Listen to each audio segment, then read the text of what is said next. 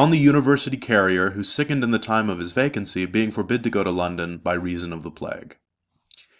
Here lies old Hobson, death hath broke his girt, and here, alas, hath laid him in the dirt. Or else, the ways being foul, 20 to 1, he's stuck in a slough and overthrown. 'Twas such a shifter that if truth were known, death was half glad when he had got him down. For he had any time this 10 years full dodged with him betwixt Cambridge and the Bull.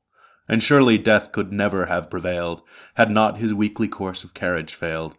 But lately finding him so long at home, and thinking now his journey's end was come, and that he had ta'en up his latest inn, in the kind office of a chamberlain, showed him his room where he must lodge that night, pulled off his boots, and took away the light.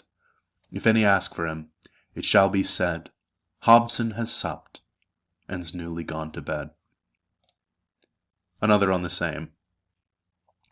Here lieth one who did most truly prove that he could never die while he could move. So hung his destiny never to rot, while he might still jog on and keep his trot, made of sphere metal, never to decay, until his revolution was at stay. Time numbers motion, yet without a crime 'gainst old truth, motion numbered out his time, and like an engine moved with wheel and weight, his principles being ceased, he ended straight. Rest that gives all men life gave him his death, and too much breathing put him out of breath. Nor were it contradiction to affirm, too long vacation hastened on his term. Merely to drive the time away he sickened, fainted and died, nor would with ale be quickened. Nay, quoth he, on his swooning bed outstretched, if I may not carry, sure I'll ne'er be fetched. But vow, though the cross doctors all stood hearers, for one carrier put down to make 6 bearers. Ease was his chief disease, and to judge right, he died for heaviness, that his cart went light. His leisure told him that his time was come, and lack of load made his life burdensome.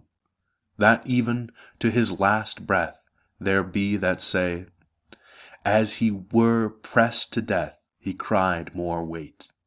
But had his doings lasted as they were, he had been an immortal carrier, obedient to the moon. He spent his date in course reciprocal, and had his fate linked to the mutual flowing of the seas. Yet, strange to think, his wane was his increase. His letters are delivered, all and gone, only remains this superscription.